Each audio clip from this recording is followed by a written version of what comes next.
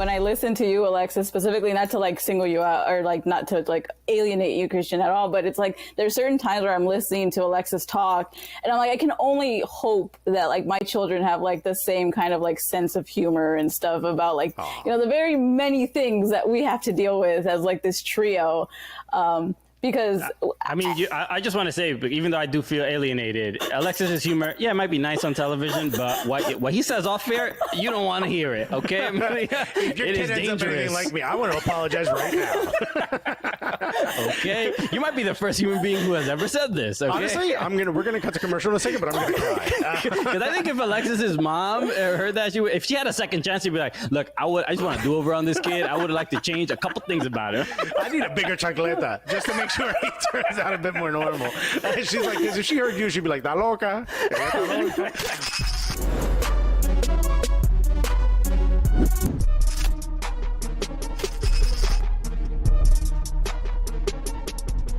And it's amazing to me that you're doing things with, urban development for food, because I grew up in an area that was very much a food desert. I grew up in Newark, New Jersey, so I saw that firsthand. You know, if we wanted food, we went to a bodega, and I was like, yeah, I got food. I got mac and cheese, and they warmed it up for me for an extra 50 cents. What are you talking about? I'm going to be fine. Some flaming hot Cheetos. Right? Exactly. Oh, you could throw the flaming hot Cheetos in the mac and cheese, and I don't know if you know that that's low-key pretty great with a little bit of the Chinese food hot sauce. Let's go. Okay. Anybody want to know why I got high blood pressure? Oye, coño, I'm going to show you. And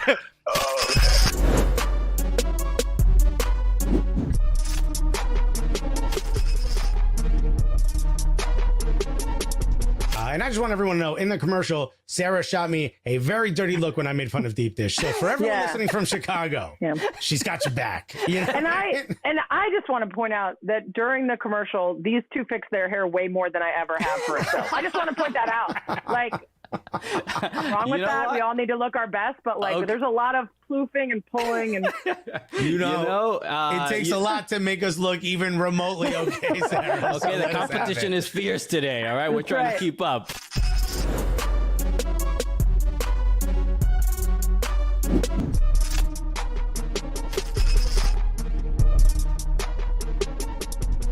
We are here to celebrate the wedding of two of our brightest shining stars, Ali Krieger and Ashlyn Harris. World Cup winning badasses whose love and Instagram stories have inspired us all. It's pretty difficult to know when the world fell in love with you two, but I think it was somewhere between that time in the locker room after winning the World Cup in France when Ashlyn said, "Two-time world champs with my wifey," and "This content is gold, bitch." Words to live by. Okay. Also, before we continue, we have to make an announcement. Apparently, there's a doom buggy parked on the lawn with the license plate WOAH. Whoa. So, Breck Shea, I guess please move your car to an actual parking spot. Come on, man.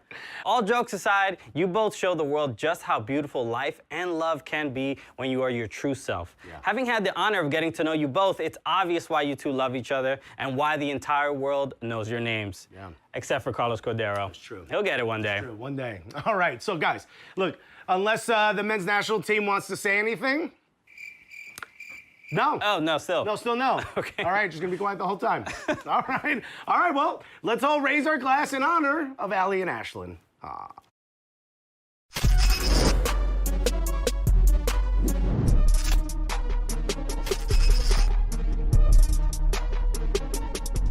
Thursday night football. That's right. So NFL bounced and MLS was like, we'll take that spot. You know what I mean? Yeah. There's going to be a lot of people that weren't aware that the game was moved and they're going to turn on. I'm like, I'm ready for my Thursday night football. Got a big plate of nachos. And only Southern people watch football. Yeah. That's why I'm talking like that. Oh, was that a Southern accent? Okay.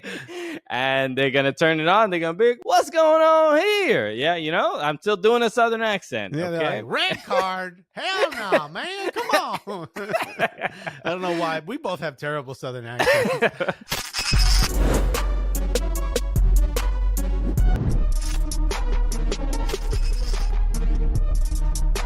I remember sitting in the control room. We have this great little room where it's got probably about 12 to 13 television screens where Scott Van Pelt and his crew prepped Sports Center for that night. And that was a big night. A lot of people forget, but Messi was, Argentina's qualifying. Life was on, and they gave up an early goal in that game. So we had all the CONMEBOL games on. We had CONCACAF in. I remember when Panama scored a goal but didn't score a goal, and I looked at everybody in the room. I said, that's going to bite us in the ass. That is going to bite us in the ass. And like, hold on, United States is going to score. I said, mark my words, that's going to be a storyline. And so the drama built. When the game started, guys, we had 4 people in that room. When the games ended, we had about 20 people in that room. Because the drama started building, everybody started seeing it. And everyone was kind of looking at me being the quote-unquote soccer guy. Max Bretos was crying because he was that shook up by what just happened. And so everyone in that room saw it. And yet there was, if I'm not mistaken, there was a college basketball game on ESPN. So we had to go to ESPN News. Max looks at me 4 seconds before we go on air and basically looks at me and says, what do you want to do? And I go, I don't know. I have no idea. I have no idea. Just get it to me and we'll see what happens. I'm so thankful I didn't say the F-bomb. I am. I mean, you guys know me well enough now. That's an accomplishment in itself. But it was real and it's organic. Now it's turned into something that I had no idea would turn into that. I was just still pissed off. The fact that I only slept 2 hours that night and then did, I think, over 35 shows the next day, ending with Scott Van Pelt that night. And Scott and I had a real open conversation about the state of U.S. soccer and where it's going. And I still stand by that to this day. I'm not totally sure where it is going with the leadership and whatnot, but yet I sat there and I was like, that's interesting. I remember getting a call 2 days later from the news editor saying that clip has run in over 140 some odd countries. Wow. And then I started thinking, oh man, like I was initially pissed because I'm like, that's what they're going to talk about for it? Because we're all in this to grow the game. It wasn't about that for me. It never, still to this day, is it? That was my natural reaction. And so that's Don't what lie. You were wondering how to say. How do I say this in Dutch and in Italian?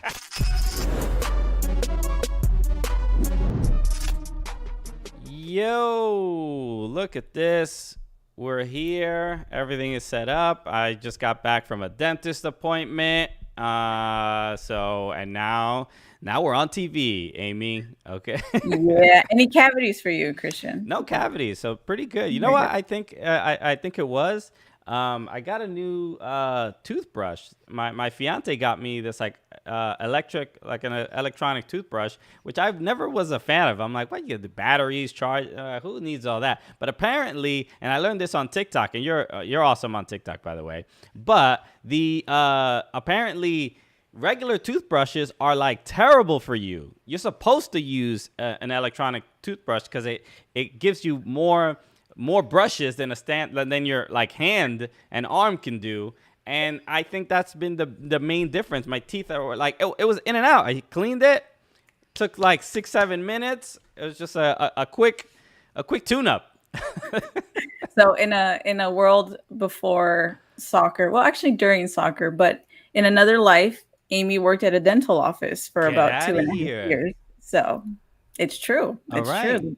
The motion does need to help you. The motion in the ocean. Wait, what are we talking about? I'm talking about my teeth, Amy. I don't know why it's already gotten to the gutter so fast. Amy, thank you so much for joining me today, my guest co-host today. Again, yesterday we had Christine Cupo. The week prior, we had Taylor Rockwell of Total Soccer Show. Alexis is still in Paris. He was in London last week. He's in Paris now, but he is just gallivanting through Europe, just crossing every European zone, getting fancier cheeses as he moves along.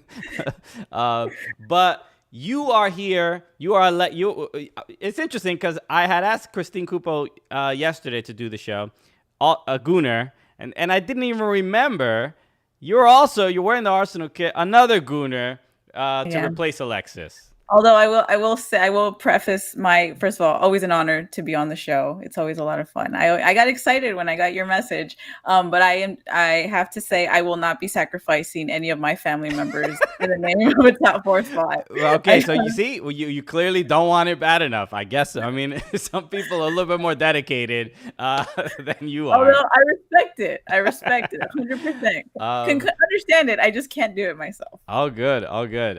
So thank you, everybody. We're here live on YouTube. Where I'm here with Amelia Lopez. Do you prefer Amelia? I put Amelia there on the card there, but is it? A lot of people call you Amy, but I don't know. I've never asked you this question. What do you prefer generally to be called?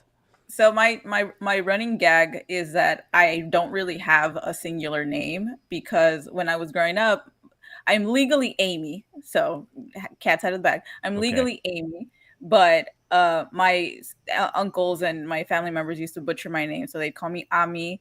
For a long time, everybody called me Emily and stuff like that. So I don't, I know, I at this point in life, I know that when, like, I can understand when, like, a voice is directed at me. Right. So even if they're like Allie, I'm like, no, they're talking. It's me. Well, so I have no.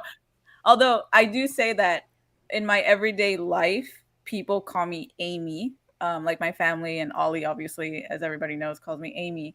And then people that don't know me call me Amelia, but it's gotten kind of funny now because, like, family members that don't really know me, and that's like my metric now, is like family members that don't really know me call me Amelia because they don't really know. Right. Yeah. See, I kind of have the same thing because when I started doing stand up, I go by Christian Polanco.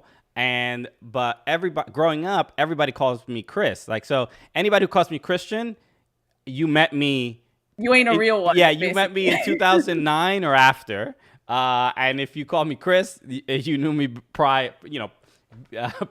pre 2008, pre comedy, PC, as they say. So I'm glad we sorted that out, Amy. Thank you so much for joining us. We're here live on YouTube. Everybody here in the chat, say hello to Amy if you haven't yet. Hit the like button, hit the subscribe button. I set a rule now. You have to subscribe to be able to speak in the chat. So, I'm like the bouncer here. All right, you're not wearing. You're wearing. Did you do the subscriber only available chat? Because Coachella had that too. Are you like Coachella? I'm pretty much Coachella. I am high on ecstasy right now. Okay, I'm good to go. But today is it's shouts to US. That's the title of the show our fans have coined. So that is so we're going to be talking about American soccer, some MLS, a lot of MLS stuff, NWSL, and then if Amy has obviously works for FootMex Nation, so if there's anything you think we should cover, especially maybe with Liga MX Femenil, happy to talk about it as always. So feel free. If there's anything in the to people in the chat, if there's anything you would like us to discuss, put it in the chat. We have a couple things that we're gonna be talking about today, and then we'll get to some of those questions. So Paolo in the chat says shouts to US, and Paolo says still resting in Paris, referring to Alexis, because we said RIP, which now means resting in Paris. So it's a little bit more optimistic than what it normally goes for. Crimson Pizza said, that's Latino life. My name is Jose. My mom's family calls me Meñin because my dad's nickname was Meño, and other family call me David because that's my middle name. So there's no rules in a Latin household, This is a weird one. Like my grandmother calls me Tito. No idea why. She's the only one who calls it, but everybody knows when she says Tito, she's talking about me. Talking about you. I mean, Ollie's name is Oliver legally, and obviously Ollie's a really easy nickname for common Olivers, but I named him after Olivier Giroud. So I call him Olivier sometimes, and he answers me. So I mean, it's not that far away from Oliver, but yeah, it's like you just change people's names. And you know why? He's just as handsome too. Okay. I agree, 100%. So and Ollie's great. He joined us on the show once when you did the show a couple. What was it? Almost 2 years ago, I think, or maybe a year and a half ago. And I think that's one of the interesting things, because your son calls you Amy. instead of mom. I don't know what's the ratio to mom and Amy's, but it's like cute, but then it's also, I guess, coming from 100% family. It's like, wait, hold on, there seems to be some disrespect here. From a Hispanic Latinx background, it's like, it's like blasphemy at that point. Like, I think everybody finally got used to it at this point, but there was a long time where people would go, no, it's Amy, it's mama, blah. And I just sit there like, I mean, like, let's just let it go. Let him live. Let him live. But as he gets older and he's like in school and everything, he can like interchange them, because for a long time he used to go Amy, and people would be like, who the hell is Amy? But now when he's like in school and like general settings, he's like, my mom, Amy. So like he gives me a title. Another one that's interesting, and for anybody who's not Hispanic, this is gonna be a nice Latino lesson for everybody. But my Colombian friends, and I think that this is very common in Colombian culture, where siblings will talk about their parents. And they'll say like, tu mamá me dijo, like they'll say your mother said to go move the car or something. And I'm like, whose mom? Wait. This is how sometimes you live in like a bubble, because I live in a predominantly, and have grown up in like predominantly Hispanic, Latinx, or like even Mexican people, right? And it wasn't until I started actually interacting with like, frankly, like white kids, that they would go like my brothers and I go, my mom or my dad's calling you, or blah, blah, blah, right? And they're like, you all have the same parents, and blah, blah, blah. I didn't realize that it was such a thing like that. Yeah. I guess culturally we just do. Don't get it. Yeah. I mean, it's mostly, look, within that circle, I guess everybody understands it, but to other people, maybe even to other Latinos, I'm just like, wait, okay, who you, I mean, it's fine if you have two different moms or two different dads, but when you're talking about the same, like they say, siblings are the closest, like relative that you have, because you share the same blood of two people. So you're the closest in like, genetically. So you should be proud of that, right? A little bit. So you shouldn't be like my mom. That's all I'm saying. Anyway, okay. Brush says, big up, guys. Pepe Sedan said, and my mom is a sweetheart, referring to Pepe Sedan said, I would get chased down the block with a belt if I ever called my mom by her name. So look, it's a different time. We're in a different era. Imagine Amy is chasing Ollie down the block with a belt. She's getting canceled immediately. It's not gonna work out well. Okay, you gotta adapt to our times. Also, given the way that our life works between me and the two boys, they'd be chasing me down the street with a belt. Like, that's fair. That's fair. Colo Blanco said, "LOL, my family does that. Being Colombian, I can confirm." Okay, so we sorted it out. Joe Whitlock said, my Colombian friend pronounces yo like my name with a bit of a J sound, like Joe. Okay. So when I first met him and I said my name was Joe, he thought I was saying my name was I. Love it. You're a good dude. I gotta say. Okay. Where should we begin today? I think we should start with Nashville SC opening their new stadium. They have a new soccer specific stadium, and obviously, being in New York, I'm in New Jersey technically right now, but being an NYCFC fan, there's no way to talk about this without being bitter, jealous, angry. Do you think if they won a championship, they would have a bigger poster? Like, do you think they have a bigger banner? That's what's holding us back. The championship banner is not big enough for the city council in New York to see it, and they're the ones that are like, hey, we will give you a stadium if you just got a bigger banner. No, it is. Look, it's been. I mean, since NYCFC started in 2015, that's when the Cooligans began. We always say, like, if NYCFC didn't exist, the Cooligans would not exist. It is. We are inextricably bound for eternity. But then, ever since NYCFC began, please in the chat name any I've missed. But how many stadiums have been built since NYCFC got started? We know obviously Nashville, Miami, Austin, LAFC. Audi Field, DC. Do we count Miami though? Because didn't they just get approved for their like technical official stadium? Oh sure. I mean it'd be nice. We can't even build a fake stadium. Be great to build a fake stadium that is just temporarily there until the real one is as the placeholder. But we don't even have that. So I count Miami, Minnesota, Cincy. What's 7? Cincy's got a stadium before you guys do. What is this? I was when NYCFC won MLS Cup, I was like, I honestly I did not think NYCFC would win an MLS Cup before they got a stadium built. I just didn't see it happening that quickly. But this in particular, Nashville SC, who as an expansion team have been pretty good. I think bringing in Walker Zimmerman. And now they got him. They signed him to a DP contract now, right? He was like, we had him on the show when we had his first year at Nashville, and he was pretty devastated leaving LAFC. He really, obviously it's a great environment, and the fan base is I mean, they loved him. Let's not be crazy, but Bob Bradley had different plans, and it's really worked out for him. I think if Walker Zimmerman doesn't leave and be, he's like the guy in Nashville, I don't think he becomes the number one center back for the U.S. either. I agree, because I was gonna say I think with LAFC you did see that potential, and for a while it was really relevant. I think at the moment that he left, it was still a shock, but there was a little bit like, I can kind of see why he's leaving. Not to say that he should have, but you're like, I can see why he needs to explore different ventures. But yeah, I mean, he's been absolutely amazing.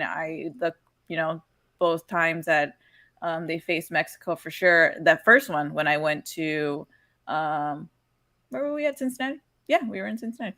Yeah. He just absolutely, like, I was watching the game and I was like, he's the best player on the field right now. I felt like that game and stuff. And so I think he's had a huge part in and it's cool.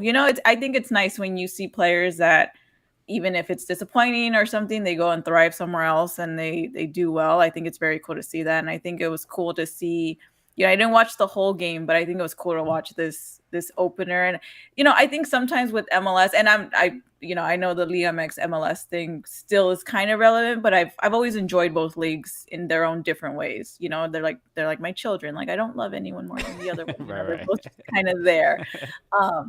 But I do think that sometimes in MLS, like you mentioned with all these stadiums and all these expansion teams, sometimes it does feel really orchestrated, a lot, where you're just like, I get that this is an opening game and I get this is like the first stadium, but I don't believe it. Right. And I didn't feel that way with this match in Nashville.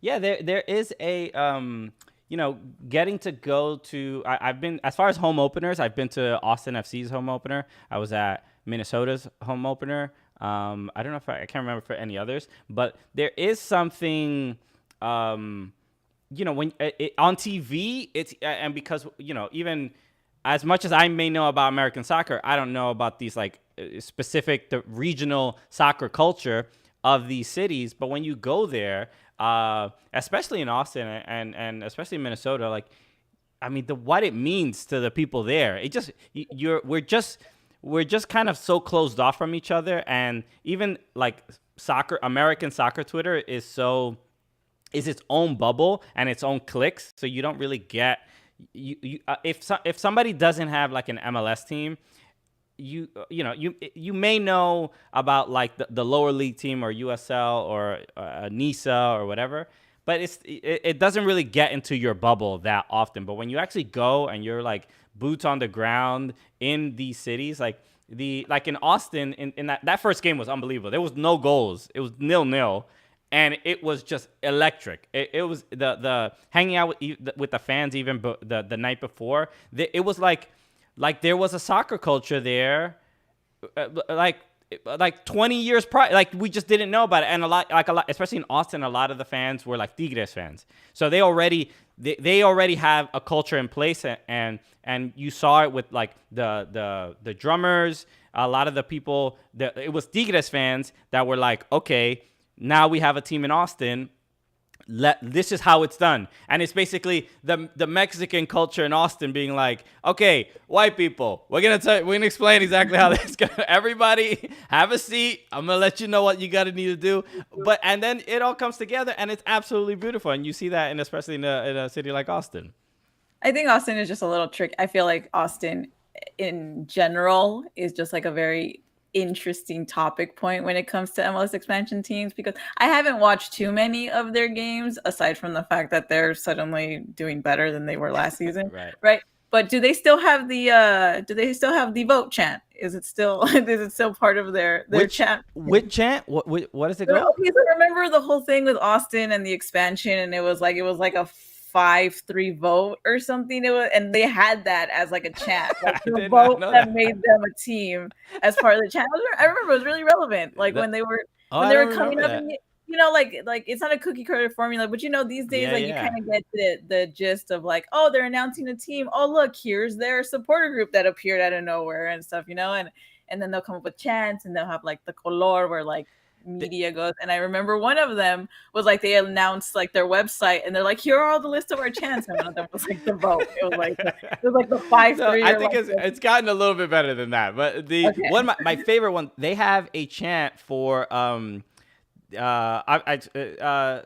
Selena. It was from Austin, right? If I'm not mistaken. I don't know if she was exactly from Austin, but no, I think she's from Texas. Oh, okay. But they do a chant because the area code is 512 in Austin. So they do a chant that is El Chico del Apartamento 512, but they do a soccer one. I forgot exactly how it goes. Like El Equipo de Austin de 512, something like that. But it's like fire. I was like, yo, first day, I'm like, this slaps right here, because this hits home. Okay, this is in my playlist right now. This is great. Dennis Higgins said that's the power of Matthew McConaughey, that was another fascinating. Yeah, there's like, it's interesting because with like MLS culture and American soccer culture, there's a twinge of like soccer mom kind of silly, it's a little goofy at times. Like, did you see the with Nashville?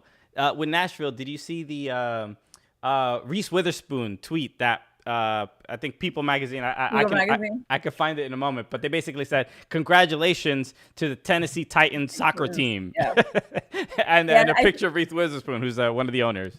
And I think coming back to this like Liga MX, or like this extended non-American soccer origin that you have when you associate, just like fan bases and clubs and all that stuff. I think you have to accept it. I think sometimes, and I really I think I appreciate that from like a certain niche of like American soccer Twitter, what you were talking about, right? Mm-hmm. It's kind of like, this is like peak MLS. They're going to mess up the name. There's going to be a celebrity there that is now an owner, right? That's the whole reason that Reese Witherspoon was even there. Now she's a part owner of Nashville, and she's there with the jersey. And like, there's a part of you that goes, does she even know what's going on the field? Like, does she even know who Walker Zimmerman is? Like, like these questions arise, but I think that it's part of the culture at this point that like you can have a decent laugh about it, right? Like you can poke fun at this idea of what happens when like an MLS team gets a stadium or there's an expansion side, and there's going to be plenty more of those. So yeah, here's the tweet. The original tweet was from People, but this is Yahoo saying Reese Witherspoon roots for the Tennessee Titans soccer team with her husband Jim Toth and son. And also I hate this diminishing of like, she owns the team. She's not just rooting. She's really like done a lot. Maybe like give her a little bit more credit than just this tiny little caption. It's very silly. Okay. So the what was it? There was another thing I was going to bring up. Anyway, so we'll move on to the next thing. You mentioned Austin FC and the fact that they're playing so well. This is actually pretty confusing to me, because they not only do they give up a wild goal against Houston. Did that, quick question, sorry to interrupt you. Does that game have like a Clásico name? Like, weren't people trying to frame it as like this like rivalry match or something? Austin and Houston?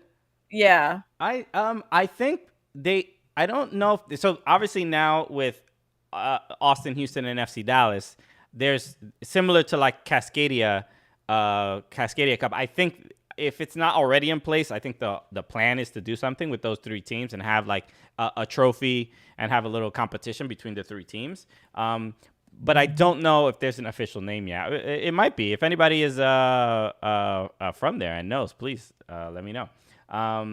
But the fact that Austin FC, they've been going back and forth with LAFC for the top of the Supporter Shield standings, and But then they don't wait, because don't they usually play before LAFC? So then they're like bragging and they're like, it feels so good to be at the top. Like, LAFC plays like 3 hours later, man. Like there we go. So yeah, they Austin FC. If you follow both of them on Twitter, one of them will brag and then be like, "Yo, pump your brakes," and then LAFC will end up back on top. So they kind of been going back and forth at each other. There is like a Alexa and I talk about this all the time, where the culture of banter between the social media admins it's at a new level. I think I don't pay attention to the social media of other sports as much as I do soccer, and definitely not as like not all the leagues in the world or whatever. But within MLS and also NWSL, there is the social media admins are competing against each other as well. You know what I mean? There should be another table to see who's winning when it comes to that in engagement and metrics. It's definitely very, very spicy over at MLS admin Twitter. I even from an LA Galaxy standpoint, they're just pressing the national team's buttons every time Chicharito scores. And we should talk about that in a moment, because that's always a big debate, you know, whether he should be playing for Mexico or not. But we'll get to that in a moment. So LAFC and Austin FC are in first and second place. LAFC is in first. Austin FC. So, but I mean, LAFC, they've won a Supporter Shield in the past.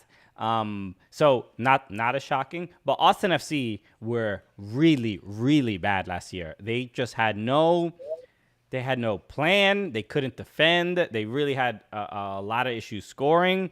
And they were just giving up so many goals. And it's hard to believe that they're this good. They're like legitimately winning games. You see there, they have only one loss.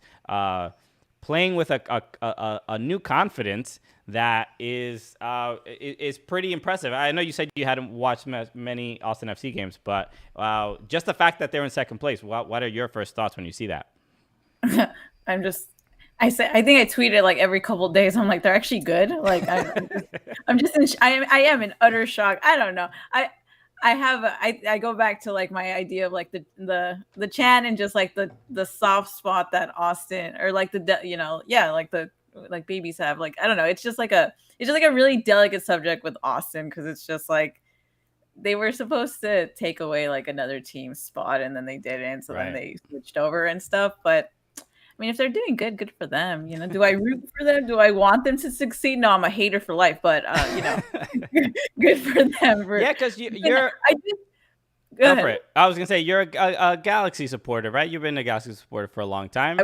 I was discreetly it, but then everybody made it and was like, no, we can see it. It's like very obvious. So I'm like, okay, I'm not gonna deny it anymore. Like, go ahead. But even with that, I will give LAFC the credit that they have, because I've been covering them, or I started covering them when I was still a journalist. You know.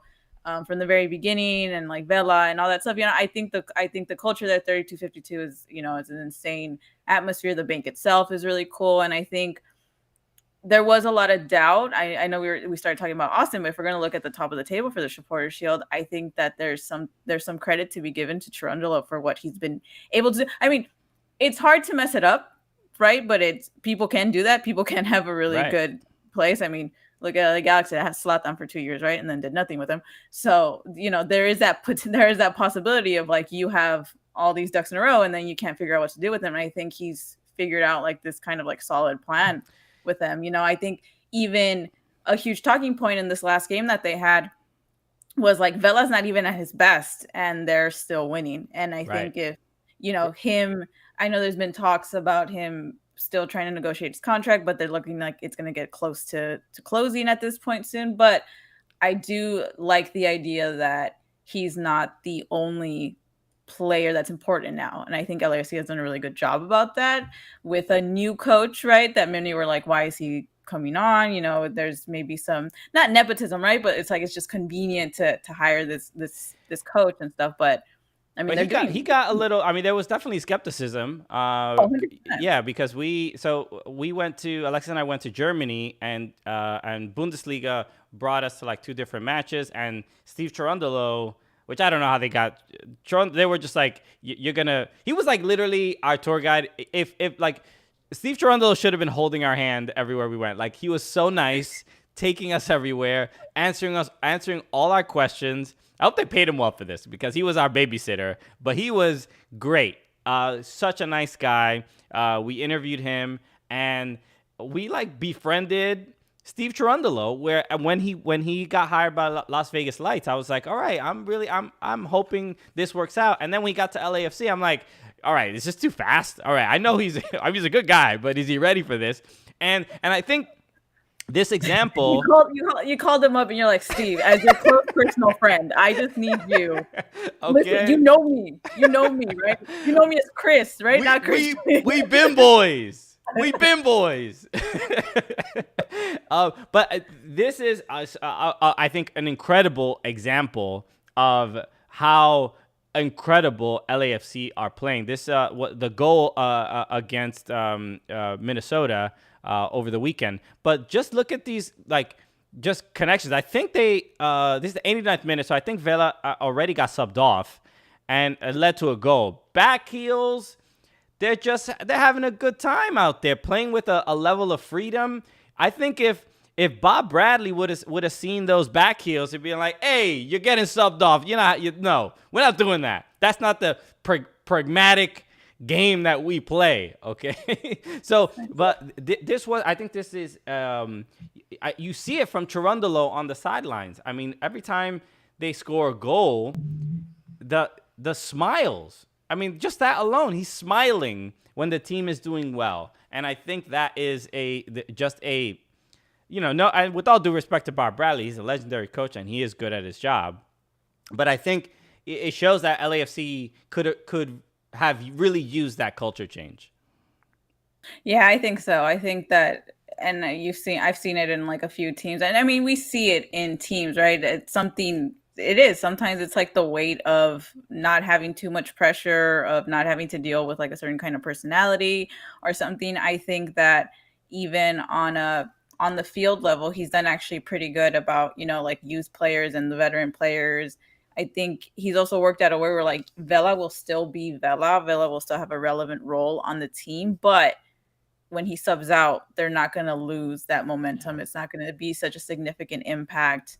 I think like Moose has been really good. Fall has been really good. I think that they're finding a good form where like these players are not only delivering, but they're gaining confidence every time they deliver. And I think that's always been one of LAFC's greatest strengths is like they don't rely even when Vela, you had Rossi and there was like a good partnership there. And I think they always find a way to keep their options open, and it's working out. I mean, I think it almost, I don't want to say it like it's kind of early, so things can change throughout the season. But I mean, you look at them play against MLS teams, and then they absolutely thrashed in the U.S. Open Cup. It's like it's very fluid in the way that they play, and I think that's what makes them really strong offensively. It's fun to see. Yeah, they were good in the past, obviously, but they are better.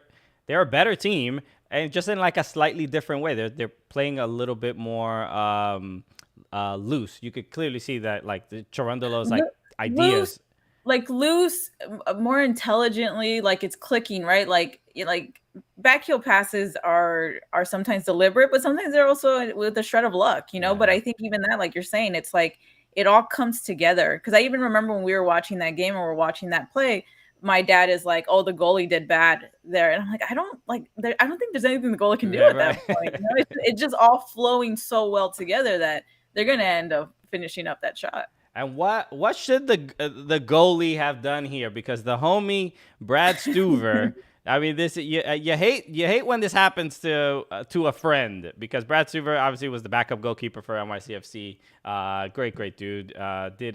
He's doing a bunch of great like community work for Austin FC, as he did in New York. But he gave up he is in just a place he should not be. And Sebastian Ferreira, doing the Carly Lloyd from distance. And every time this happens, it always looks bad. It always really the goal. There's like a part of me that's like at that point, why even try to block it? You know, you're not gonna it's like when my kid, I don't know, like when he has soda, you know, and I'm like, why am I even gonna try to discipline him? Like he's running on pure absolute sugar fuel. Like there's nothing I can do. This was inevitable. Just let it go. Huge. Because it almost feels humiliating at that point. It's like, he was trying to make a clearance, but obviously in that situation, you just hit the ball out of bounds. The clearance is fine. It's like at this point, no, how do they say it? I know I say it a lot, like on Twitter. It's like, mijo, no, yeah. You should have stopped at the 18-yard line, just let it go in. At that great, point. I mean, a great hit and like perfectly in the middle of the box to pretty much almost, he couldn't reach it. It was just a well placed ball. I'm concerned. Houston has like these. I think it's just going to be another like up and down kind of season for them. They just they don't have the consistency. To even make the playoffs and stuff like that. They were, they missed it last year, but they have highlights like this, and then they lose this game 2-1. And the fact that Austin could come back was really impressive. So Pep is the downside, and he got hurt too. Did he get hurt? No, that's what I'm saying. That's what I'm saying. Like you just read, you see. I mean, I don't know. I didn't see I didn't see the rest of it, but you can kind of tell. Like he's throwing himself into the net. Like for what? Like what are we? It's like I tell my kids sometimes, like, what are we doing here? Like, what's the point of this? What objective are we trying to hit at this point? Right. I talk to my child like if he's a corporate businessman. Yeah. How do you feel? Because obviously you have kind of, I'll put some context around this, but Amy is also works for like an agency. So now you also, because you were in Spain recently, right? Working with, so you get to represent players and stuff like that. So I guess my question to you is, sometimes players have bad days or a bad play. How do you talk to them about it in a way that, you're not trying to humiliate them, but you understand that the internet might pile on them for a day or two? So I actually don't get to handle that arm of the agency. Okay. It's more of like like the, how do I say it? More like the consulting marketing side of like what we're able to do. And then if like a player is involved, then I'll kind of handle that aspect of it. But I know oftentimes at the end of the day, and this is more like a cheesy standpoint, like players are humans, right? So definitely like check in on them. I respectfully disagree, but okay, you can have your point. It's fine. you think players are not humans? That is the stance I'm taking. I can type whatever I want to them. They don't feel. They make a lot of money, so it's okay for me to say what I want. So I think it's actually really funny. Oftentimes, and I think you've interviewed certain players. It depends, right? It's like not hit or miss, but it's like depending on the kind of player you talk to, they either don't even check social media or they're like very involved in it, right? Right. It's either don't check it at all, or they literally like looking at their phone while they're in every conversation with other people. Or you have those specific kind of players that literally search their name, but to each their own. So I think it depends. I think it totally depends. Hearing from what I hear from that side of it, you definitely just like check in on them. You kind of just say like, what, this happens and blah, blah, blah. So yeah. I would imagine, somebody checked in on him. It totally depends. Like what about like, this is more of an open-ended question of us getting to know each other, Christian. I feel like I would respect it more if like my brothers texted me like like way to clear it, like just saying something like Right, quick, right, like, making fun. Like, make fun of me. We can get that over with, and then I can move on with the rest of my Sure, day. we acknowledge it happened. We can laugh about it, and the sooner we can laugh about it, the sooner we can move on. Because I mean, especially goalkeepers, you don't have a good goalkeeping career without a couple howlers, a couple just embarrassing moments, you know. And I would imagine goalkeepers are probably more upset at like getting beat near post than like something like this. It's like, all right, this is like a 1 in a million. I probably should have just hit it out and not given the other team an opportunity to control the ball to end up hitting it. But yeah, this is it's part of the game. So but part of the game is getting made fun of a little bit. All right, I've had some very terrible plays on the pitch. You know what I mean? I remember playing. Go for it. No, I was just gonna say you've also had moments where you are very upset at somebody for Exactly. their bad. All right. Never never forget. You know, right? Okay, Wisa will never be forgiven for not passing me the ball at an open net because he's such a The LeBron meme lived in real life All in right. Pasadena, California last year. Right, we played. It was MLS All-Star. We played in like a pickup game that Amy put together. And Oh no, don't give me credit. It was another member of the Liga MX and community, but okay. Well, regardless, Wiso has become infamous for just really. He said, "You know what?" I heard him say this out loud. He said, "I don't think this Dominican dude could score here. This is not his game. This is not his sport." I feel like when it comes to CONCACAF ratings, I just don't feel. he saw the little Dominican flag on my FIFA card, and he's like, "No, I don't think." No. Values have gone down. Okay. So next time Dominican Republic plays Mexico, I'm gonna be watching. All right. Also, I tweet about it a lot, but I play in co-ed leagues throughout the week, and the sitters that I miss, I'm just happy that there are no cameras watching these. Also the babysitters that you miss. You've had some great babysitters in your life. So yeah, shouts to them. Great people doing great work. Okay. All right. So let's move on. I'm wearing a Sounders kit. CCL final, second leg is happening tomorrow, Wednesday, May 4th at some time. I don't know, wherever time zone you're in. But it is 2-2 in aggregate. Seattle Sounders against Pumas. I've seen Pumas play in person when they played in the Leagues Cup. They played against NYCFC. They won against NYCFC in penalties.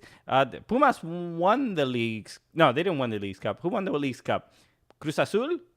Who won it? Last year? Last year Was Leon. Leon. Okay. It was and Leon versus the Sounders. Sounders, yes. And then Sounders beat them in CCL. Vegas. Okay. So, how are you feeling about this game? And now we got the Liga MX expert in here because I was surprised at that first leg because I after watching Seattle Sounders in both matches against NYCFC, they were great. They were dominant. They were just really incredible on the ball. I felt after watching those two games, I'm like, yo, I think Sounders are going to win this comfortably. And that first half, they were like, okay, no, they're not going to win this comfortably. Pumas were very good. Yeah. I think this is the first special case. One, congratulations to Pumas for making it to the final. I think that is a really interesting concept to see. I think their coach is one of those coaches in Liga MX this season alongside Puebla's coach that you're like, wow, I want to know what he's doing to these players to make them believe. Like, it's actually been pretty interesting to watch. Interesting also because in regular season, Liga MX, like regular season, Pumas is actually in the repechaje. They just barely made it. So the way that the Mexican League works now is like 4 automatically qualify for the playoffs, technically the Liga, and then there's an additional 8 teams. It's really stupid. It's a lot of teams. it's like we got to make a top 12 spot to make postseason. Mini playoff, yeah. Yeah, so it's like a kind of like a wild card-esque elimination round and stuff. So they barely made that. So it's like the juxtaposition of like these two scenarios, right? You have a CCL championship and then you have Liga MX, and the team has just been juggling those two things for like the past month and a half or so, like that. So it's been very impressive. And but I think for this scenario specifically between the Sounders and Pumas, going into the first leg, which was at the Universitario, and now going over to Seattle, I think home field advantage is like such a huge factor. I think it was such a huge factor in the first game. I do think that penalties benefited both teams. I don't think there's any negating that. Yeah. How did you feel about that late penalty, that second one, the foul on Christian Roldan? I mean, I get it. I think at that point, as the ref, you have to call it. It's very, very it was definitely like I could have understood if he didn't call it. Very doughboy soft, it was just like yeah. Christian Roldan went when he got fouled because it was a little gentle, but I was just surprised that they called it because everybody's like when CONCACAF's at an exponential level like it did in that moment. I don't mind the CONCACAF. I don't mind it as a verb. I don't mind it as an adjective. I really don't. I enjoy the banter kind of thing, but it's like, guys, stupid things happen in tournaments all over the world. Right. This is our territory, so we're gonna kind of cultivate it as our own thing. So it was very CONCACAF-y in that sense.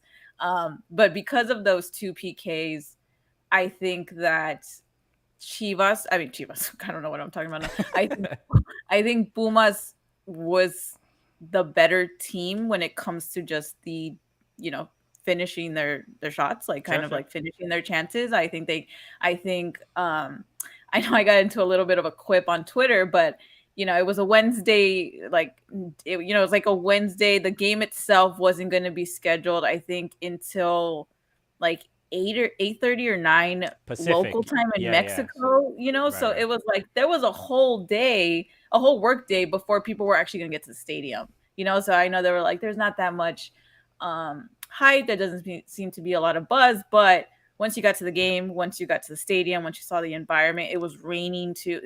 There was so much there that I think Pumas really felt and came out really strong. Throughout the game. Of course, there was the encroachment thing, and so then they got a penalty. They got to retake the penalty. Blah blah blah. But then Dineno did this thing. Excellent header, and just like you said, oh wow, they're gonna actually do this, and they're gonna do this strongly. I like to call him Dinero. Okay, that dude is money. I was dominant that game. He was great. And we interviewed Sebastian Saucedo on Pumas, right? And he's the only Liga MX player that we've interviewed, active player. And even when we were in. We went to Ciudad de Mexico for the Mexico-US game, and that was my first time there. And that's where Pumas play. And Sebastian DM'd us. He's like, "Yo, you in town? Let's link up." And I'm like, "What? This is crazy." we didn't get to because he ended up training or something. But I remember when we spoke to him, he said The Rock Heel, thank you for subscribing. Very much appreciate it. Also, kind of slightly missed Alexis. Alexis, that's it. We got a little bit of it, right? So he was saying that Liga MX players, they can't just walk around CDMX. They can't just walk. They can't just live their lives. They are incredibly famous, and people will stop them, and whether it's at dinner or whatever. So the idea of us being at some restaurant with Bofo Saucedo, and we're just hanging out with him. You guys would have definitely been in Tudena or something. Who's Bofo dating now? You know what I mean? all the NYCFC, he was with the Cooligans. They worked for NYCFC. That's the kind of publicity we need. Okay. The Rock here said UEFA CONCACAFs every once in a while. That's right. It rubs off on everybody, so that's all good. So it is 2-2. I'm going to I don't know how much the refereeing is going to be a part of it, but I think like you said before, the home field advantage has to go a long way. I believe I think Seattle has like less than 1,000 tickets left, if Right. if So I saw correctly, and I mean Seattle is Seattle, you know what I mean? I think there's, even from like a Mexican fan base standpoint, people are saying that like Seattle, like they're a different animal when they're kind of like hungry in that regard. So I think that home field advantage is going to be pretty intense. I know that some people wanted to downplay the significance of like Pumas being at home. But I don't want to do that with Seattle because I've seen like Seattle in finals and all this stuff. And I think it's going to be a really intimidating atmosphere to go into, especially as the second leg. And, Seattle coming off of capitalizing on their late penalty and everything. Yeah. But that all being said, Pumas' season has been super impressive, and they've come out, whether it was like Cruz Azul last season or whoever, they've come out sometimes and just completely dominated a game and taken the win. And you're like, I don't know how Pumas did it, but congratulations. And I feel like that mentality is going to be there when they go into the match tomorrow. So I think there's a lot of people that do see this as like Seattle is probably the favorite because of all these different scenarios, and especially because that this last game is going to be at home. But I can also see Pumas like fighting till the end and like securing the win. I like, for me it's like a 60-40. Okay, for Pumas, I would say the same, but in reverse. I think obviously, every time CCL and especially when an MLS team is in the final, everybody's like, an MLS team has never won it. Can they do it? Winning an MLS team, winning CCL will heal the world's problems. Everybody, they really think the world is gonna change after an MLS team win. Like, those cartoons where like everything's gray and then there's just like a wave and everything turns color and everything. Like that's what an MLS team winning CCL is like for MLS. Goalkeeper said, go. I will say there is a slight petty part of me that is like, you know what? I want you guys to win. I want MLS to win because I want to see everybody wake up at like 4 a.m. for the Club World Cup just to see them, them lose. It's a gift and a curse, Okay. Actually, no. It would be cool to see how far an MLS team could get in the Club World Cup. But there is that also petty part of me that's like, wake up at 4 a.m. and watch your team play a dismal like 1-0 loss. Colo Blanco, when you lose to Gremio out in some place. Colo Blanco said, May the 4th be with the Sounders. That's right. The game will be on May 4th, the Star Wars Day. And Chritian Pizza said, I'm not like a total nerd about it, but I watch all of them. I also kiss girls, so there's a balance. I try to keep a healthy thing about it. But yeah, are you a big Star Wars person? I am of the like black sheep kind. So I was obviously younger, like when the second phase rolled out. So like the Anakin one. So I know a lot of people hate them, but because I was little and that was like my first exposure to Star Wars, I love them. And I've seen the old movies where people are like, oh, but it wasn't this, and they came out with like little cafes and diners in the middle of like Tatooine. How dare they? Blah blah blah. All this stuff. But I actually really like it. I'm very very excited for Obi-Wan to come out soon. Okay, yeah. I would also say Rogue One, Star Wars Rogue One is probably the best Star Wars. Like in individual film, the most well done, complete story from beginning to end. So if you haven't seen Rogue One, I highly recommend it. Okay. Chritian Pizza said, I landed at the Guadalajara airport once and I watched a Chivas player get mobbed trying to leave. He had bodyguards and everything. It was wild. Do you remember which player? Crimson, just so. And what year? Because we could probably decipher which player it is, depending on the context that you give us. It'd be fun. Crimson Pizza also said, if an MLS team wins CCL, Christian will eat real bagels again, and all will be right with the world. So I don't know if you know this detail. Because my fiance is a nutritionist, she gets pagels, which are paleo bagels, so they don't have like the traditional. They're not made the same like way with the same regular bread and dough and all that stuff. So this is a big talking. People apparently they get very offended that I still have regular bagels from time to time, but the fact that this is part of my diet at all is people feel like it's a personal attack on what they choose to eat. It's okay. I don't like chocolate, so people also feel like they're personally attacked. I think I don't like chocolate either. I think you were one of like 2 people that responded back to that tweet and was like, I get you. I feel I'm not a fan. Like, it's fine. I can have it, especially like the more diluted it is, like chocolate chips and stuff like that. I can like, I'm fine with it. You don't even like that. You don't even like any. This is my comparison, and I apologize to everybody in advance. So I'm just gonna preface this, okay? I can deal with blown out diapers 100%. Like, I have no problem. No like nothing. Like, it will not phase me. Which also kind of looks like chocolate sometimes. Okay. Okay. And then that's my point. Yeah. Melted chocolate. I am like, oh my god. Like, that's it. Away from me. Like, ruined I can't. Ruined it. Yeah. Poop ruins things for a lot of people. So I don't blame you. It's all good. Okay. So yeah, so that's always my thing about like, how much do you really hate chocolate? I'm like this. Like, it's like sure. It's like the exact opposite. Although there are photos of me when I was a baby, with like Oreo all over my face. But I'm like, that was a different time. I was a different person. Don't let those photos leak out of Amelia doing blackface. You can't. Don't let those leak out. Tell mom to keep them in the photo book. All right. Okay. Come out with the notes. A note. Not who I am anymore. Very long apology. Yeah. Okay. Then you could. Then you're gonna need the whole agency to craft the apology. Okay. Okay. All right. Let's talk. Let's wrap up. We have a couple quick topics to discuss, and I should talk about. Obviously, you are in Los Angeles and Angel City.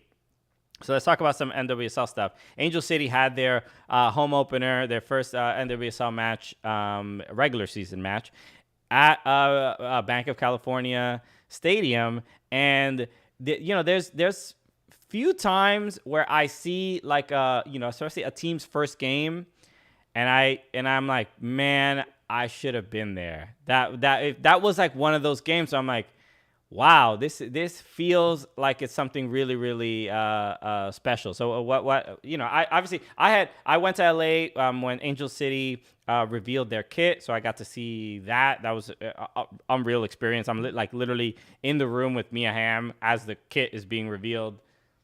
8-year-old Christian is like, whose life is this? This makes no sense.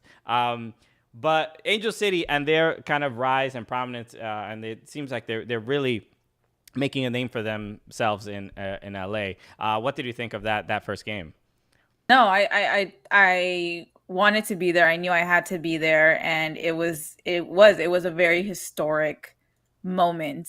I think that I went with my brothers and a group of their friends, and I don't think I've talked about this too much, like really publicly, but it's a huge part of my life. Is like, I grew up with like primarily men around me, and so my development as like a woman came at a very late time in my life. And as the Liga MX Femenil started, and as like NWSL and even national team, all this stuff, like I'm still very much, and I say that self-reflecting, like an infancy when it comes to like just understanding like the differences in women and all that stuff. Like it was a very closed off environment that I existed in, and we can have discussions, right, when it comes to gender and nature and nurture, and it's like they weren't that progressive just because that's what Mexican men were like, and that's what my dad was taught and stuff. It's changed now as time has gone on, but right.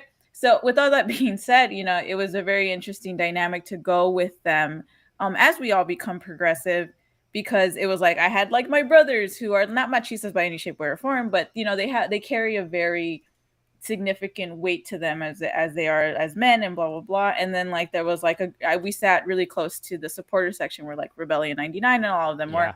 And so like my one of my brothers is like right next to me, and then we had like an elderly woman, and she was like so excited for the match, and she's like really close to the supporter section too. She's out there like like getting turned and whatever. And then like her family came in, and there was like this, and she had like a daughter or a granddaughter, I would assume, and it was like my friend describes watching the Liga MX Femenil in Mexico.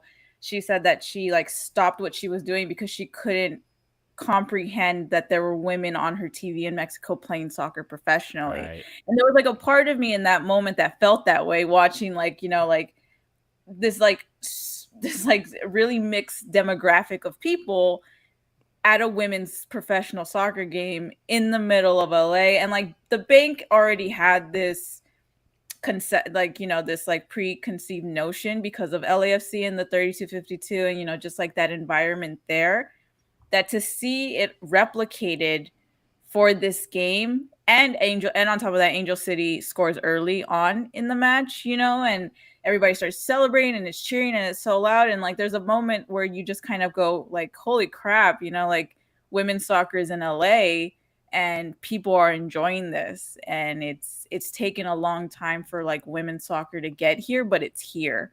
And it's a very cool like feeling to have. And yeah, I think after the fact that I'm like talking to friends that didn't go or you know, stuff like that, they're like, it looked insane to think about that this is, you know, this is a women's game. And and it was a good performance on the field, you know. It was like it was just a good feeling. And maybe it had like a more family-esque environment than you would see like in men's matches, but it was mixed. It was still mixed at the end of the day. And like, you know, it wasn't just women and children, and, you know, it was a whole array of people from LA there. Well, and that's, I want to like add to that point where there was a tweet from Pablo Maurer talking about going to an NWSL match. And he was like saying it as like a term of endearment, but just saying like, went to an NWSL match and these were like the freakiest people I've ever seen. There were just people from all walks of life, whether it's like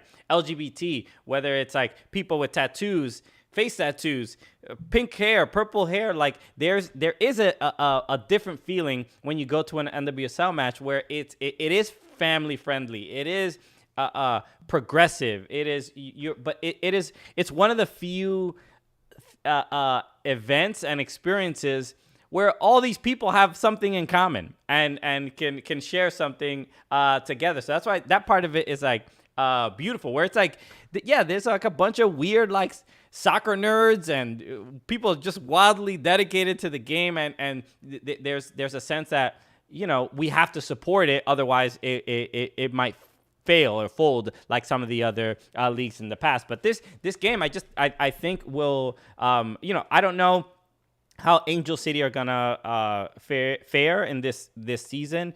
In Challenge Cup, they didn't really look. And I think that was a huge factor into it too, right? It's like there is a sense of pressure on this game, and you did watch them during the Challenge Cup, and you're like, I get it. It's a new team. They still have to get used to each other. So let's kind of use that as an excuse, or not as an excuse, but let's take that into consideration. But then your first match is against the Courage. So right. How is that going to work out? I think the Courage actually finished, if I'm not mistaken, at the top of their group for the Challenge Cup, right? I don't remember. Or maybe it was Rain. I don't remember. I just know that there was a. They're historically pretty good. Yes, they're pretty good. So there was that. There was like, I hope they score. I hope it's a fun game. But right. Hey, they might not have everything worked out in a way that like the Courage will probably have, just right. because of their historic prominence and stuff. Right. But then they scored really early. Not to say that North Carolina didn't give a good performance, because I think they also had a few good chances. I think they have a good couple of quality players on their team as well. But it just felt like the stars aligned for Angel City, for them right. to have like the perfect home opener. And, you know, it was really cool to be a part of it. And I think they actually ended up selling out the stadium too. So that was really cool. Right. It says the attendance was 22,000. And Crimson Pizza said, I want to support Angel City as a lifelong Californian. I think Crimson Pizza might be in Northern California. I'm not sure. But it feels bandwagony since I haven't followed NWSL up to this point. Enough of that attitude. You know why? I go support Orlando Pride. Doesn't matter. NWSL could use your support, so don't stress too much about that at all. There were comments from the team captain, Ali Riley, who is from Southern California, and got very emotional talking about how when she first started playing professionally, it was the Soul, the Los Angeles Soul.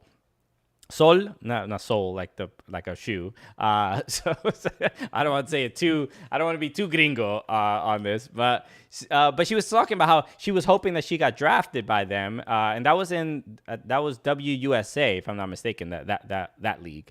But she was so she basically saying that it was like a dream come true to have a home game. Her parents could come see her play in Los Angeles. Really, really cool. Obviously, when it comes to the ownership group and Natalie Portman and all these, Mia Hamm and all the former players that are involved in Angel City, but to see it all come to fruition and sell out the stadium, and even in the Challenge Cup game that was in what college was the game held at? Fullerton. Say that again? Fullerton. Cal State Fullerton, right? So I think you were at that game as well, right? Yeah. So, and they had I think they sold that out as well, or there were definitely a lot of people there. There was tons of people. So it is looking like you just love to see it work out, because when it's all, when they do they show the kits and the marketing campaigns and the owners, and it doesn't always work out perfectly, but it's really to have a successful women's team in Los Angeles, I think is crucial to the success of the league, without a doubt. And the fact that they didn't have one for so long, it's kind of incredible. But I think the time that they went without a team allowed them to really prepare to have something, like, I think, really, really stable. So so that was cool. The other thing I wanted to show everybody, and we can just react to the championship rings that the Washington Spirit. Can we get to the best photo of the night, though? Oh, which one? I just want the King one, the 100% just pure swag. Just, I will never be this cool photo.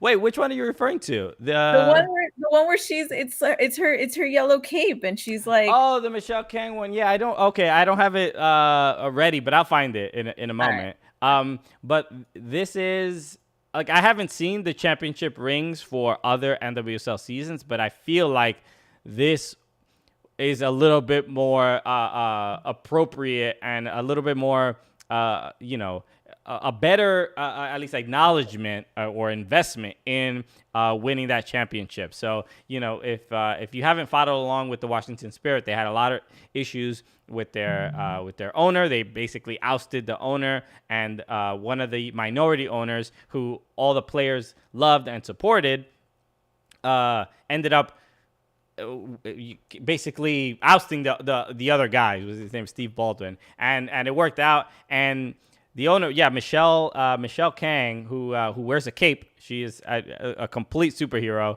and completely owns it. I feel like her influence is in this, because every decision, it seems like, going forward, is like we're going to treat these players with complete respect, because that wasn't really what was happening in years past. And these championship rings are a sign of that. These are massive. You see Michelle Kang there with her cape, but these are legit massive rings, diamonds everywhere. So you love to see it, because this is commonplace in men's sports, but I don't know if I've seen this in women's sports. And please correct me if I am wrong, but this is pretty incredible for them. I would not know either about the championship rings, but I think that storyline, it's just getting such a deserved kind of like happy ending, if you will. Like, there was just so much drama involved with the ownership and everything that's happened in the NWSL. I know that there are still things that are happening now where, it kind of like opens up wounds, and, you're kind of just wondering, when is this going to end? When is the change going to finally take place? But I think to have this moment where they're kind of celebrating the efforts that they put in from last season, right, with the new ownership, with this like new era with the team, makes it special. I think women's soccer a lot of times has to deal with, kind of like trenching through the mud, and then we can get to this happy place. And it comes with the territory. And you often, every time you have a celebration, you do have to think about that, right? You have to think about, there's just so much stuff that's happened in the past.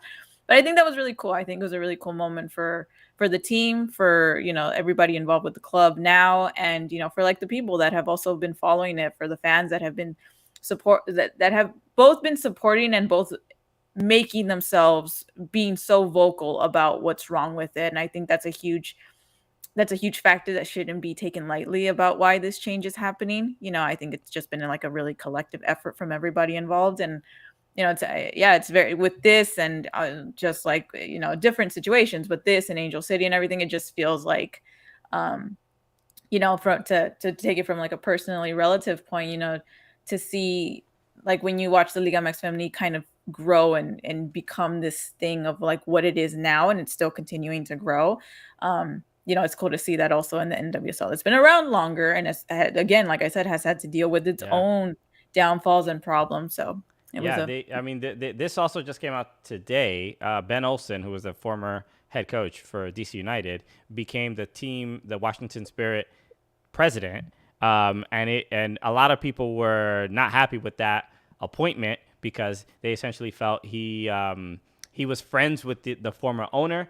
And you can see in the caption there from Team Just Women's Sports at Just W Sports on Twitter, said, team owner, why Michelle Kang wanted Olsen to give up the position of president to focus on soccer operations, but Olsen chose to step down instead. So a lot of people felt that he was not qualified for this position. He was a head coach, and then now he's like doing kind of like business stuff for the club.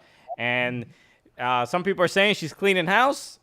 She's fitting the club in her image, and so capes for everybody is what I say. I wanted to get one. There was one photo you could see her here with the cape. I mean, this is an absolute boss. I mean, she should have been at the Met Gala with her cape yesterday. So it was pretty impressive. So, but shouts to the Washington Spirit, man. They won their home opener. I believe they're playing in the Challenge Cup semifinal real soon. And I think they might be the favorites for that as well. They're an absolutely incredible team. The last thing I wanted to mention was the NWSL CBA, which is available. You can see it on the NWSL website. PA website, right? Yes. I've seen those, right? So you can. It's available. Everybody can just go and read it, which is pretty cool. It's all there. It's it's too much to go through, but the fact that they are being this transparent, where everybody can see it. They signed it just the other day in the home opener. I think was it the home? I think it might have been. They like had a table like on the side on the side of the field. And it's like we're gonna do this now. It's a big deal because just a document like this, not only for women's sports but in women's soccer, it is at least that declaration of like, all right, stop being shitty to us. We're writing it down. It's just so. I mean, we try to like find some levity in it, but it's like story after story. I can't even remember the Houston. Is it Houston? The Houston Dash coach that is now the most recent case, yeah. And it's like like DJ Khaled, another one. I'm like, stop. the only and I think this has been shared on social a few times as well. Like how far can the curse words go on the show? So I don't want to. They go pretty far. Okay, so it's like fuck again, right? And you're looking at this. With that being said, it's like this came out because of all the efforts of, again, it just goes back to we really had to go through trenches to get to this point, but the investigation is taking place, and that's one of the reasons that this was even able to kind of be brought back to light. I think in the past, right, and we've seen it within the last year or so, it was like, oh, we're saying bye, and then give no context, and then a few weeks later or a few days later, I honestly felt like when this happened, and I said this to some colleagues, I'm like, is a story gonna get released soon? I felt like something was gonna, this was this was being like proactive, but like really like in a really reactive way. Like it was like, oh, I need to get to this. But even in the way that they got to it was better than what we've seen in the past, because it felt like there was way more context. It felt like whoever was in charge, whether it's press releases or whatever at the club, realized, hey, we can't just like kind of like brush it under the rug. Right. Like, it has to be, there is a structure now in place. And a lot of it does have to do with the players. A lot of it has to do with former players getting into that mix and stuff. And while it's terrible where you're like, God damn, are we doing this again? At least there's steps in place that, we're going to start cleaning out. Like, we're going to clean house the right way now. Yeah. Even if it sucks that we have to do this again. Right. And then, I think then of course it goes back and forth, because I think he came out and negated any, denied any of the allegations or blah, blah, blah, blah. But which is, I mean, that's like a standard sort of like nowadays. But there's it's like NWSL fans are in a tough position, right? Because there's a little bit of like, when, obviously they don't want these stories, you wish it just wouldn't happen, but there's a little bit of like a thirst for blood, like when they hear about somebody doing something wrong, they just like, it's not as simple as get them out of the game and it's just snap of the finger and they're gone. Because I imagine that the reason it's challenging is because there's like legal issues, and you can't just fire someone without cause or proof or whatever. Like it seems like the burden of proof is somewhat high, so that the league and the clubs don't feel like they're at the risk of being sued for like false termination or something like that. It just seems like in general, this is like, and in the business world, everybody's pretty much trying to cover their ass in some way. But it shouldn't be to the point where it's people covering their ass is at the risk of like the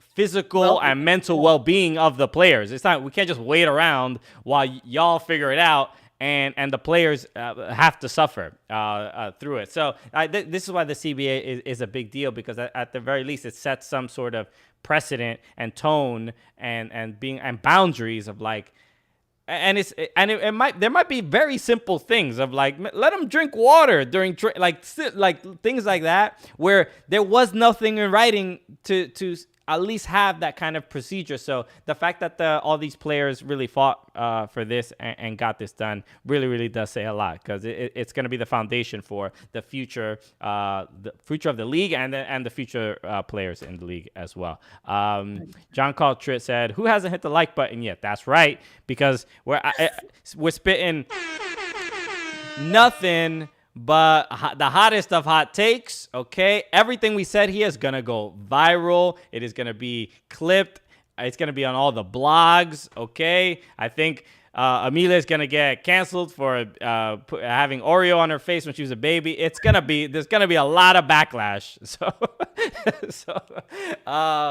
hit the like button if you have not yet. Pepe's the Don. Hate Oreos to subscribe. Bebes the Don said, "I prefer Liga MX on the women's side more than the men's side. I honestly think Liga Femenil and the women's national team are building towards something special." I'll say this, because I occasionally will watch some Liga Femenil matches, and year after year, it's getting better and better. I just saw like through the end, it posted like I forgot who hit the shot. It might have been somebody from Cholos. Or Cholas, the left-footed banger that hit the corner the other day. Forgot who it was, but it was very, very impressive. But the Mexican women's national team, this is where I'm concerned, because I still think the gap is still, even within CONCACAF, they're better than a couple of the other competing nations, but it's still, the gap with the U.S. is still, I mean, it's ridiculous. It's way too wide. No, it's like a whole highway.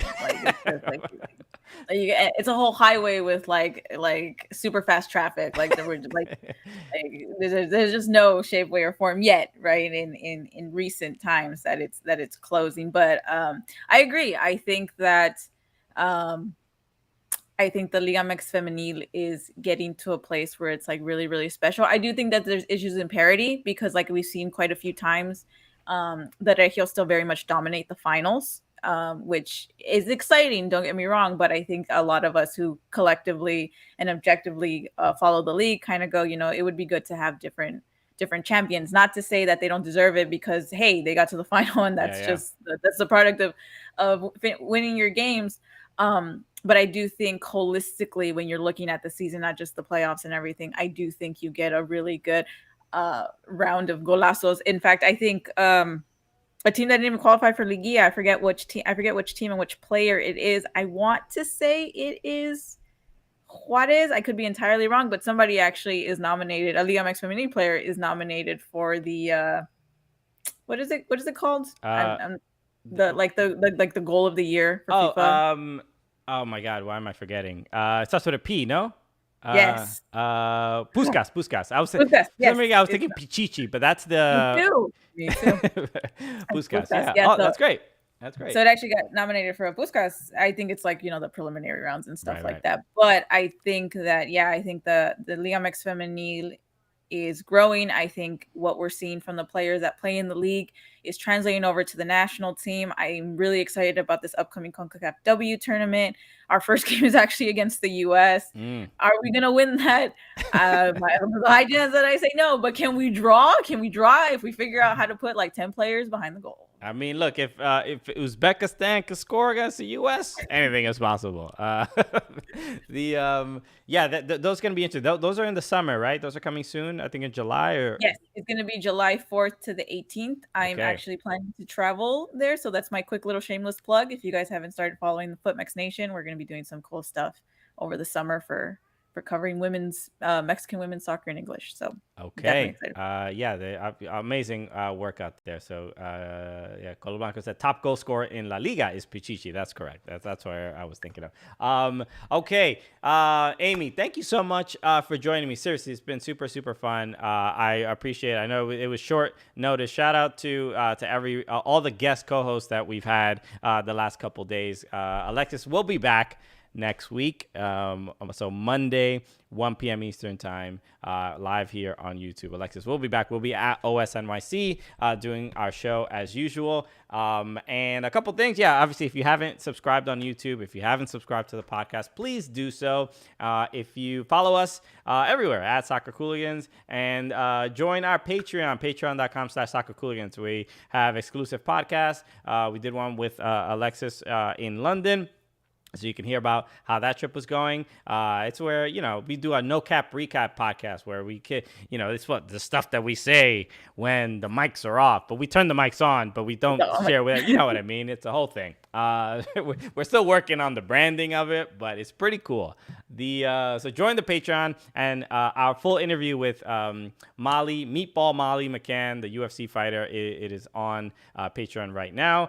Maybe we'll 2v1 if you do we think we can win against a UFC fighter? Alexis and I against a UFC fighter? Who would you bet on? What do you think? I really like this show, so I'm not gonna answer. I really want to come back on. The optics of these two Latino men fighting this small UFC fighter from Liverpool, and also and get beat up very badly. We're gonna lose very, very badly. I think it's the spectacle alone might be worth it for the views, Amy. For the views, the exhibition of it all. It might be fun. It was an honorable defeat. Okay, so go check out that interview on Patreon. Anything else? Follow Amy on Twitter, Azteca Amelia with 3 A's at the end. Is it the same on TikTok? Yes. Okay, yes. And yes, I can't stress this enough. Amy is an absolute beast on TikTok. Super funny. Posts a bunch of stuff. Anything when it comes to relatable soccer content, especially on TikTok. Amy's one of the best on there. So please go follow her ASAP. Okay, that is it, everybody. Thank you so much for joining us. Everybody here on YouTube, y'all the absolute best. If you're listening to this podcast, leave a review on Apple Podcasts. Do all the things you're supposed to do. Do your homework. Figure it all out. Figure out your life. I don't got to tell you what to do. You guys are the absolute best. We will see you next week. Amy, thank you again. Thank you.